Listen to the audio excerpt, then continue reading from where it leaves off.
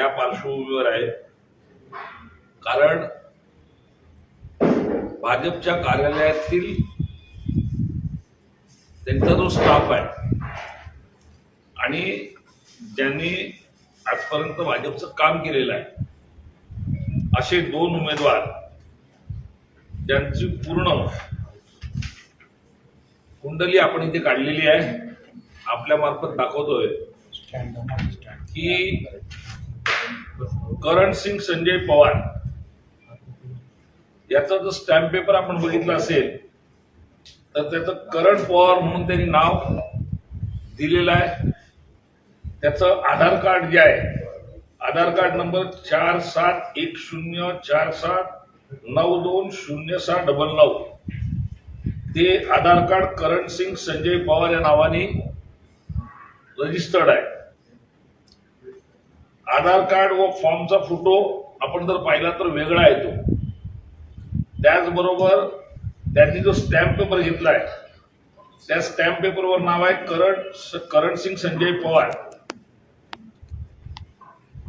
आणि त्याचा नोटरी क्रमांक जर आपण पाहिला तर 383 दिनांक 24/4/2024 ऍडव्होकेट हेमा डी शर्मा या नावाने सगळं तयार आहे. हे सगळं दाखवण्याचं तात्पर्य की आपण या करण सिंगचा जर फॉर्म बघितला जर पाहिला तर रिसिव्ड ऍट 1441 ऑन 25 एप्रिल 2024 हे अक्षर आपण बघून घ्या. त्याच्यानंतर मी आपल्याला दुसऱ्या उमेदवाराचं सुद्धा डिटेल्स देणार आहे.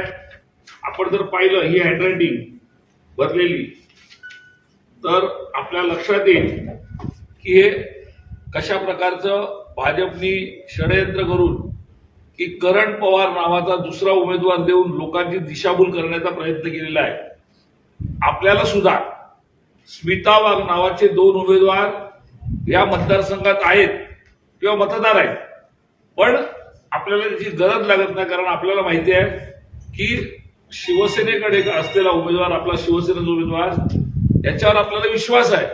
पण अशी कटुनीती करून फॉर्म करण सिंग नावाचा शोधायचा आणि त्याचे जे सगळे सूचक आहेत हे भाजपचे पदाधिकारी आहेत, सगळे जे आहेत ते भाजपचे पदाधिकारी आहेत.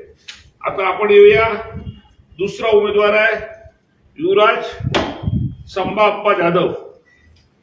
त्याचे सर्व सूचक जे आहेत ते सुद्धा भाजपचे सर्व कार्यकर्ते आणि पदाधिकारी आहेत.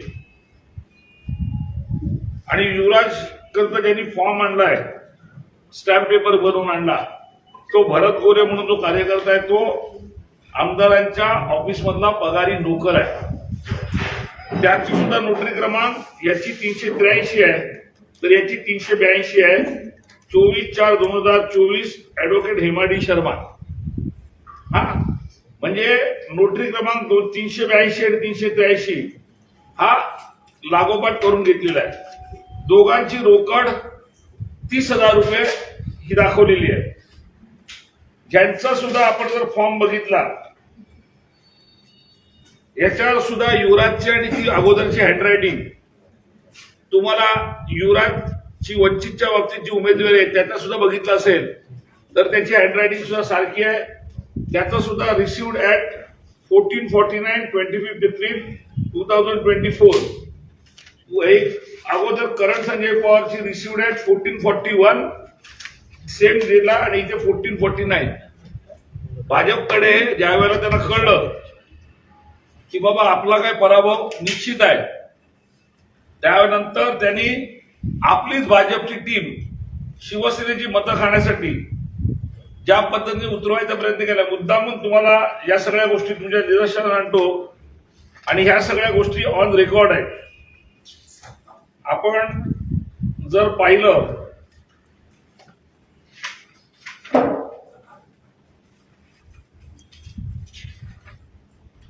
तर हे सगळे फोटो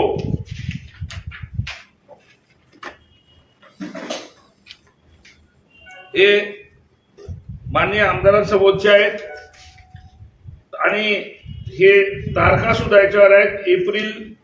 6 एप्रिल 2024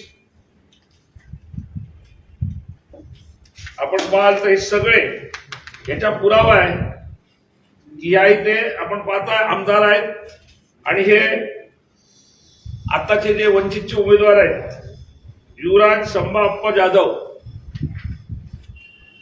सगळ्या कार्यक्रमात गेले वर्षभरात आपण पाहिलं असेल तर अशा पद्धतीने स्वतःचाच कार्यकर्ता उभा करून जी महाविकास आघाडीची मतं खाण्याचा प्रकार आहे, लोकांची दिशाभूल करायला, जसं काय वंचितचा जो उमेदवार आहे हा कोणतरी वंचितचा कार्यकर्ता आहे, पण वंचितचा कार्यकर्ता नसून हा आपण जर पाहिला तर सगळ्या याच्यात आपल्याला दिसेल की आमदारांचं पाठबळ या सगळ्या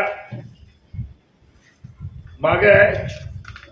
यांना स्वतःला सर्वांना आपण पाहत ही फाईल आपल्या माध्यमातून पाहू शकता. हे सांगायचं का तात्पर्य एवढंच की काही दिवसापूर्वी आपण एक व्हिडिओ पाहिला असेल ज्यांनी मांसाहार आणि दारूच्या पार्टीवरती आमदारांनी जे स्वतःच मत मांडलं आणि तिकडेच ज्या जिथे विद्यादान होतं त्या शाळेत जे काही प्रकार मांसाहार झाला, तिथे मद्यपान झालं, सगळं आपण पाहिलंय.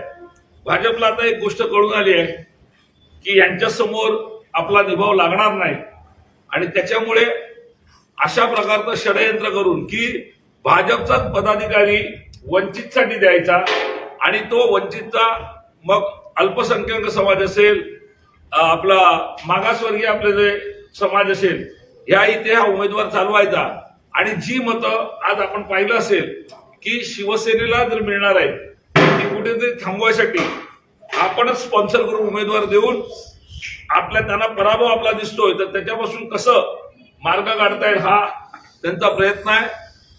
माझी आपल्या मार्फत सर्व जनतेला विनंती आहे की असे सगळे भाजपचे कुटील कारस्थानं आपण लक्षात घ्यावी आणि अशा लोकांपासून दूर राहावं.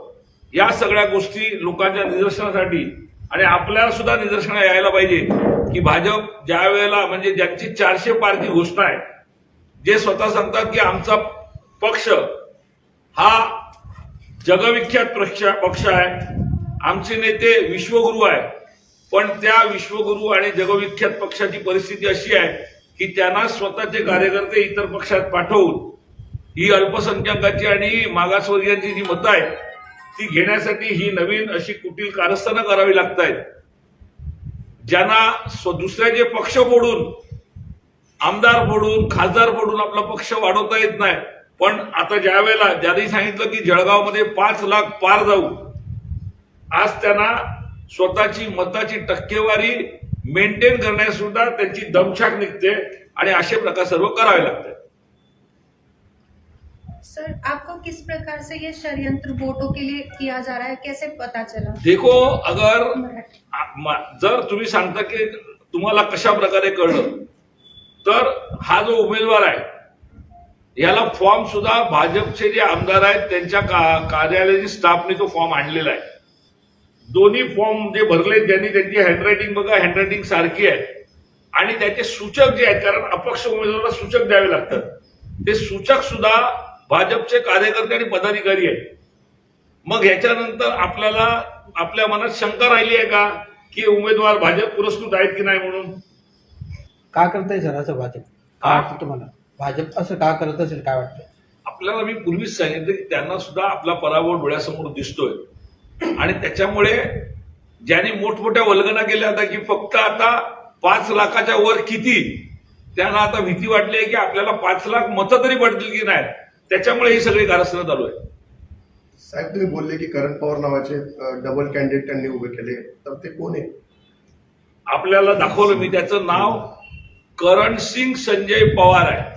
आधार कार्डावर आहे, त्यांनी जो 100 रुपयाचा स्टॅम्प पेपर घेतलाय त्याच्यावर सुद्धा करणसिंग संजय पवार आहे. पण असा कोणतरी एक मतदार शोधून काढायचा ज्याचं उमेदवाराच्या नावाशी साम्य आहे. निशाणी घेताना सुद्धा त्या साम्यासारखी निशाणी घ्यायची आणि कुठेतरी लोकांना संभ्रमात ठेवायचं आणि जी करण पवारना मतं पडणार आहेत ती मताची टक्केवारी कुठे खाली आणायचा प्रयत्न करायचा, हा केविलवाडा प्रयत्न भाजपचा आहे. साहेब, तुम्ही वंचितच्या उमेदवारासंदर्भात बोलले, पण मग भाजपला जशा पद्धतीने तुम्ही जाब विचारताय त्याच पद्धतीने आपण हा प्रश्न थेट वंचितला का नाही विचारत? कसं आहे बघा, वंचितला ह्या इथे उमेदवार सापडत नव्हता. आपण पाहिलं असेल, वंचितच्या उमेदवारांनी अर्ज हा 2:45 वाजता शेवटच्या टप्प्यात भरलेला आहे. आणि त्याच्यामुळे आपल्याला मी दोन्ही मुद्दामून त्या नोटरी दाखवल्या की दोन्ही उमेदवार धरपकड करून आणलेले आहेत. वंचितला जाब विचारायचं म्हणजे वंचित ही भाजपची बी टीम आहे हे आपल्याला पूर्ण महाराष्ट्रात दिसलेलं आहे. आणि त्याच्यामुळे वंचितला जाब विचारण्यापेक्षा, कारण वंचितचा स्वतःला उमेदवार इथे सापडला नाही. आपण पाहिलं असेल 25 तारखेला शेवटला 2:45 वाजता त्यांना धरपकडून आणून त्याच्यावर भाजपच्या 10 सूचकांना द्यावे लागले. भाजपचा जो भारत गोरे आहे त्यांनी जो फॉर्म स्टॅम्पवर जाऊन आणलेला आहे, तर त्याच्यामुळे त्यांना जाब विचारण्यापेक्षा लोकांना लक्षात यायला पाहिजे की हे सगळी कारस्थानं भाजप स्वतःचा पराभव वाचवायसाठी हे सगळं करते. सर, आपको याद होगा कि कुछ दिनों पहले वंचित से प्रफुल्ल लोढ़ा जो है वो उन्होंने उम्मीदवारी जाहिर की थी, लेकिन उन्होंने ये भी बाद में घोषित किया था कि कहीं ना कहीं मैं करण पवार के मत खा सकता हूँ, इसीलिए मैं अपनी मांगर पीछे ले रहा हूँ. तो इस बारे में देखो, आपको मालूम है कि आपके माध्यम से प्रफुल्ल लोढ़ा जी ने आपको बताया कि उन्होंने उनकी उम्मीदवारी का जो अर्जी था वो पीछे ले लिया. उसके पीछे उन्होंने बताया कि मैं 2-3 दिन यहां पर सर्वे किया हूं, अगर जो भी वोट मुझे मिलने वाले हैं वो शिवसेना उद्धव बाळासाहेब ठाकरे के उम्मीदवार करण पवार जी को मिलने वाले हैं. अगर मैं खड़ा रहूंगा तो उनके वोट कटेंगे और उनका जो लक्ष्य है कि भाजपा जो लोगों को गुमराह करती है तो उसमें मैं उनको साथ दूंगा भाजपा को. इसके लिए उन्होंने अपनी उम्मीदवारी जो है वो पीछे ली. आता या संदर्भात काल जिल्हाधिकारी यांच्याकडे पण या संदर्भातल्या हरकती होत्या. करण दादांची पण हरकत होती, ते करण पवार होते, दुसरे करण संजय पवार त्यांची पण हरकत होती. पण दोघांची हरकत जिल्हाधिकाऱ्यांनी पेटाळून लावलेली आहे. एक लक्षात घ्या, करण पवारांच्या बाबतीत जे आहे त्यांच्याकडे डॉक्युमेंटरी एव्हिडन्स आहेत की त्यांचं करण पाटील सुद्धा नाव आहे, त्यांच्याकडे आधार कार्ड आहे. पण यांचं नाव, आधार card, stamp paper सगळ्यावर Karan Singh Sanjay Pawar आहे. करण पवार नावाचं एकही डॉक्युमेंटेशन त्यांच्याकडे नाही आहे. त्याच्यामुळे करण पवार जे आहे, त्यांचं तुमचं म्हणणं आहे की करण बाळासाहेब पाटील किंवा करण बाळासाहेब पवार, त्यांच्याकडे डॉक्युमेंटरी आधार कार्ड, त्याच्यानंतर पॅन कार्ड, या डॉक्युमेंटरी एव्हिडन्स आहेत. पण ह्या उमेदवाराकडे काही नव्हतं, काही नाही आहे. पण शेवटी सत्तेपुढे कोणाचं शहाणपण चालत नाही आणि जे कोणी अधिकारी बसलेत त्यांना गुपचूप बसावं लागतं. त्यातलाच हा प्रकार आहे. या संदर्भात निवडणूक आयोगाकडे न्यायालयात दाद मागणार का? याच्या बाबतीत आपण न्यायालयांची प्रक्रिया चालू करतोच आहोत. ज्या काही गोष्टी आहेत त्या आपण करतोय. पण आपल्या माध्यमातून हेच सांगितलं की भाजपच्या पायाखालची वाळू कशी सरकलेली आहे आणि आता हे सुरुवातीचे प्रकार आहेत. आणखीन काही प्रकार ह्याच्या पुढे ते करण्याचा प्रयत्न करतील. त्यांनी आपला जो प्रभाव सुधारावा असा तुमचा मला वाटतं जनतेने जो काही निर्णय घेतलाय तो जनतेचा कौल त्यांनी मान्य करावा आणि अशा ज्या काय वेगवेगळ्या कृत्या करण्यापेक्षा त्यांनी आपला पराभव सरळ सरळ मान्य करावा, नाहीतर खिलाडू वृत्तीने ह्या उद्याच्या मतदानात त्यांनी भाग घ्यावा. साहेब, काही उद्धव साहेबांच्या किंवा कुठल्या नेत्यांचं काही दौऱ्याचं नियोजन आहे का? 7 मेला माननीय उद्धवजींचा इथे जाहीर सभा आहे शिवतीर्थावर. त्याचप्रमाणे संजय राऊत साहेब आहेत किंवा आपले बानगुडे पाटील आहेत, यांचे सुद्धा दौरे आता अपेक्षित आहेत. या आता 11 तारखेपर्यंत त्याप्रमाणे आपण विधानसभा वाईजचे दौरे फायनल करू. महाविकास आघाडीचं संयुक्त काही होणार आहे का?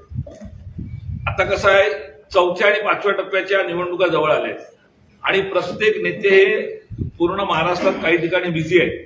तरी सुद्धा आपलं चाललंय की पवार साहेब असतील, बाळासाहेब थोरात असतील, उद्धवजी असतील, संजय राऊत साहेब असतील, यांचा आपण एक संयुक्त कार्यक्रम करण्याचा प्रयत्न करतोय.